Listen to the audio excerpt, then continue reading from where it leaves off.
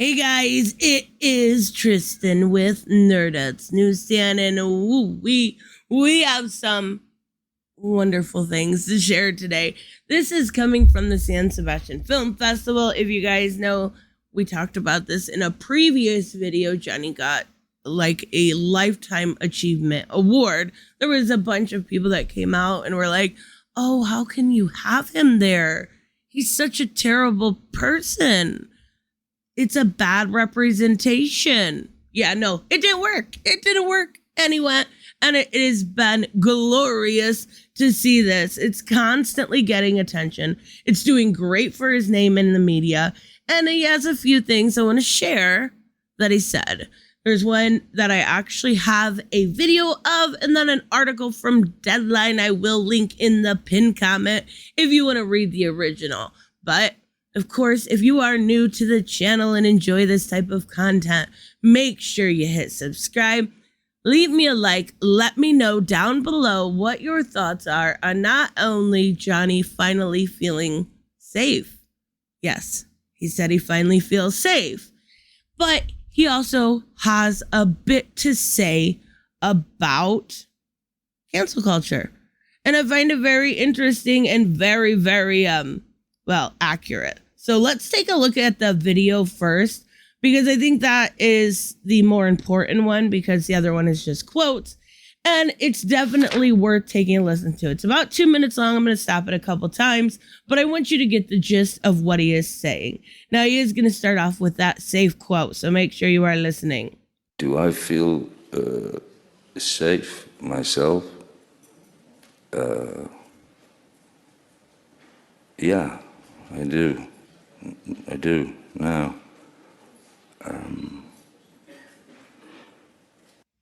I really like how he added "now" in there. I think that's a really important distinction to make, and I think it's smart that he actually made it. It's a nice little dig, right? Because it's important when you're faced with something as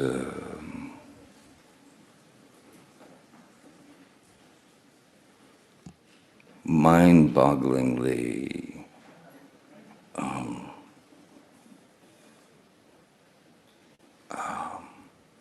bewildering.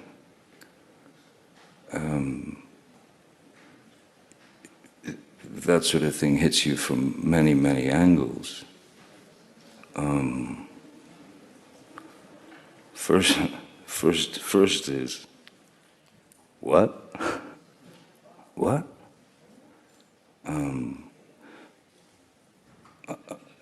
So, because maybe, quite a while back now, prior to the various movements that came out,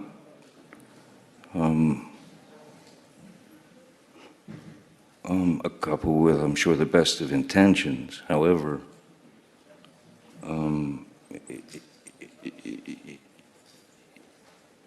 it's I think it's also important to note how careful he is being with his words. With the court case going on in Fairfax, he's got to be extremely careful, and he's doing a good job. It just feels like he wants to say what he cannot say. so far out of hand now that I can promise you that no one is safe. Not one of you. Not one of you. Not anyone out that door. No one is safe as long as someone is willing to say one sentence. Takes one sentence and then there's no more ground. So this is all of the video that I have, but let's talk a little bit about what he said. And of course, I want to talk about the article here from Deadline, who does a decent job of kind of going through it. But what he specifically said at the end of that video is no one is safe.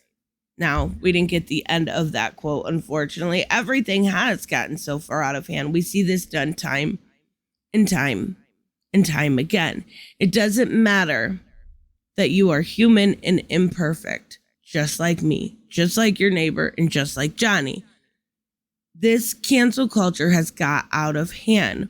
We see it. I just spoke about it with who was the lady that says if you don't buy my books, buy Kelly Sudaconic, her trying to get canceled again. We see it with T. Franklin. We've seen it with Cara Dune, Gina Carano. It happens all the time on both sides. We've seen it with the director of Suicide Squad and James Gunn. We see it all the time happen, and it's really unfortunate. We need to let people use those moments instead as learning moments, right? Instead, use those moments as something they can grow and evolve as a imperfect human from, even if they're terrible moments. As long as they're not illegal, that's where I cross the line. And that's why I think the only way I've supported some sort of cancellation culture is when it comes to Amber, because what she did was crossing a line of legality, abuse, and in a weird way, subjugation. So he says no one is safe from the movement, calling people to stand up and people facing injustices. It can be seen as an event in history that lasted for however long it lasted. This cancel culture, this instant rush to judgment based on essentially amounts to polluted air. And that's right. With social media and everything nowadays, everyone has an opinion and they're instant with that opinion. It may change within a few hours. Sometimes when you have, some brand new news come out and you sit on it and you think, and maybe you get someone else's opinion and then you get your, maybe your best friend's opinion or your significant other's opinion, and you start to change your mind, right? That instant reaction is already out there and everybody has one. And then it becomes a mob, and then it gets fueled, and then it gets weaponized. And that's where I will not let that line cross. It's so far out of hand now that I promise you no one is safe. Not one of you. Not one out that door. No one is safe. It takes one sentence and there is no more ground. The carpet has been pulled. It's not just me that this has happened to. It's happened to a lot of people. This type of thing happened to women, men. Sadly, at a certain point, they begin to think that it's normal or it's just them, but it's not.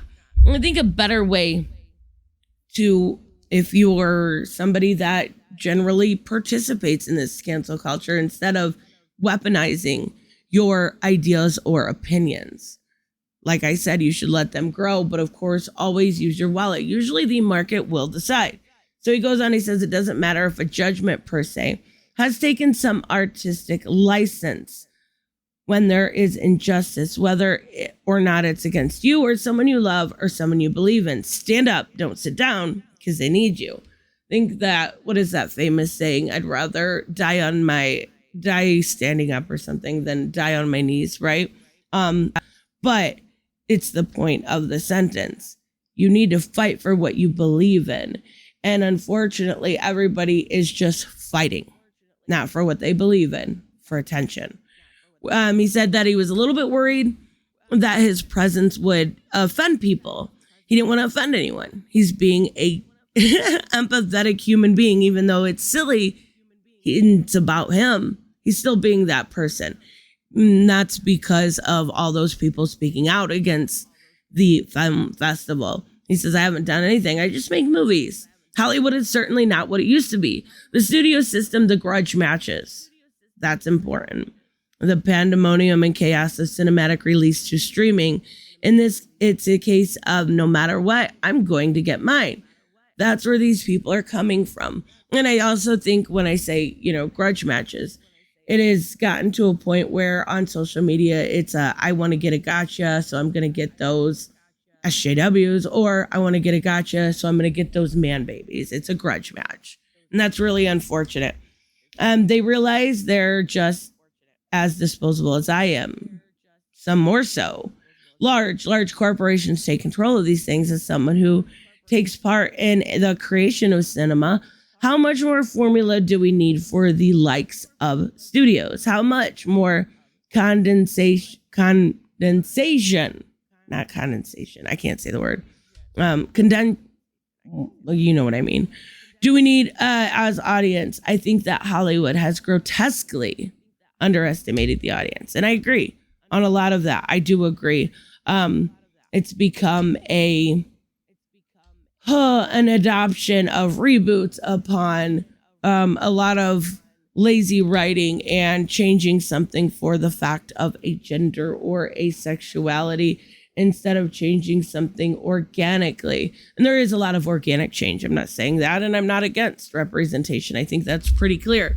But I do think there is organic ways of going about doing it, as we've seen even using Green Lantern comics as of recently. As a good example, we've seen Jeffrey Thorne really dive into characters like Joe Mullion and Teen Lantern and really flesh them out. And I think that's what needs to be done instead of, quick changes for a buck, for a easy way, a cash grab, and then you're done, right? And that's some of these IPs people have loved for years, and it's really a shame. So anyways, I thought this was a really good representation talking about cancel culture specifically. I think Johnny did a good job of not only standing up for himself without getting in trouble, but standing up for what he believes in. And at the end of the day, that's the most important. And if enough people start doing that, maybe that pendulum will swing one last time. Maybe go down the middle at least. Come on, we can go for the middle. Anyways, let me know, of course, what you guys think about this. I will see you in the next one. Bye-bye.